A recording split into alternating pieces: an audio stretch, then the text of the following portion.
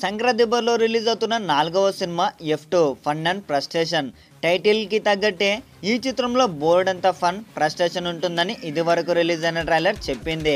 ట్రైలర్తోనే ఈ సినిమాపై అంచనాలు డబుల్ అయ్యాయి. ఇక ఈ సంక్రాంతి బరిలో అంతేగా అంటూ ఫ్యామిలీ కంటెంట్తో సైలెంట్ హిట్ కొట్టారా అంటూ ముచ్చట్లు సాగింది. ఇక మల్లేశ్వరి నువ్వు నాకు నచ్చే తర్వాత వెంకీ పూర్తి స్థాయి కామెడీ పాత్రలో నటించారు.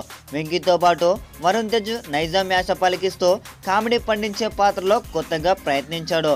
ఇక పటాస్, రాజా ది గ్రేట్ లాంటి చిత్రాలతో బంపర్ హిట్ కొట్టిన అనిల్ రావుపూడి కామెడీ టైమింగ్ పై అటు ఇండస్ట్రీ వర్గాలతో పాటు ప్రేక్షక జనాలకి ఒక నమ్మకం ఏర్పడింది. అయితే ఇన్ని రకాల బాణాలతో తెరకెక్కిన ఈ కామెడీ సినిమా తెలుగు ప్రేక్షకులని ఎంతవరకు మెప్పించింది అన్నది తెలియాలంటే రివ్యూలోకి వెళ్ళవలసిందే. కథనంలోకి వెళ్తే విదేశాల్లో వెంకీ, వరుణ్ ఇద్దరు అరెస్ట్ ఎంట్రీ సీన్తో మొదలవుతుంది. ఒక్కసారి ఫ్లాష్ బ్యాక్లోకి వెళ్తే వెంకీ ఎమ్మెల్యే రవిబాబు వద్ద పిఏగా పనిచేస్తుంటాడు. అతడు మధువును వెతుకుతూ తమన్నను చూడడానికి వెళతాడు. ఇక తనని పెళ్లి చేసుకుంటాడు. ఆ క్రమంలో అక్క బావ వెంకీ తమన్న ఇంటికి వస్తుంది మెహ్రీన్. కట్ చేస్తే వరుణ్ తేజ్ ఫ్లాష్ బ్యాక్. ఇక మెహ్రీన్కి బాయ్ ఫ్రెండ్ ఉన్నాడా లేడా అది ప్రూఫ్ చేస్తానంటూ వెంకీ సవాల్ విసురుతాడు. ఇక వరుణ్ మెహ్రీన్ లవ్ రన్ అవుతుంది. లైఫ్లో ఫన్ అండ్ ఫ్రస్ట్రేషన్ నడుమ వరుసకు తోడలు వెంకీ, వరుణ్ యూరప్కి వెళ్తారు. ఆ ట్రిప్లో వీళ్ళ గ్యాంగ్కి రాజేంద్ర ప్రసాద్ కూడా యాడ్ అవుతుంటాడు.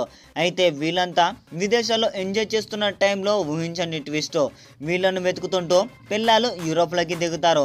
ఇక అక్కడికి వచ్చిన ప్రశాంత్ రాజ్ కొడుకులు సత్యం, రాజేష్ సుబ్బరాజులను 10 రోజుల్లోనే పెళ్లాడేందుకు సిస్టర్స్ ప్లాన్ చేస్తారు. ఇక మొగుళ్లకు టార్చర్ పెట్టడమే వీళ్ళ ముఖ్య ధ్యేయం. అయితే ఆ క్రమంలో ఫన్ ఎమోషనల్ కామెడీ చివరికి పెళ్ళాల మిషన్ సక్సెస్ అయిందా లేదా ఆకతాయి మొగుడు లవర్ బై తమ తప్పులు తెలుసుకొని రియలైజ్ అయ్యారా లేదా అన్నదే బ్యాలెన్స్ స్టోరీ. ఇక ఈ కథనంలో వెన్నెల కిషోర్ స్టోరీ ఏంటి, అసలు అతని ప్రయోజనం ఏంటి ఈ కథలోకి వచ్చిన తర్వాత అన్నది ఈ తెరపై మీరు చూడవలసిందే. ఇక ప్లస్ పాయింట్స్ విషయానికి వస్తే ఫస్ట్ హాఫ్ కామెడీ ఈ సినిమాకి పెద్ద ప్లస్ అనే చెప్పాలి. వెంకీ, వరుణ్ పూర్తి కామెడీని పండించడంలో సక్సెస్ అయ్యారు. ఇక వెంకీ మార్ కామెడీ అసెట్ అనే చెప్పాలి. తమన్నా, మెహ్రీన్ గ్లామర్ మైమరిపిస్తాయి. ఇతర నటీనటులు తమ పాత్రలో ఒదిగిపోయి నటించారు. రాజేంద్ర ప్రసాద్ అలాగే వెన్నెల కిషోర్లను పూర్తి స్థాయి కామెడీకి వాడుకోలేకపోయారు.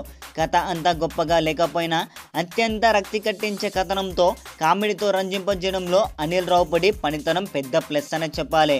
ఇక మైనస్ పాయింట్ విషయానికి వస్తే సెకండ్ హాఫ్లో ఆశించిన కామెడీ పండలేదు.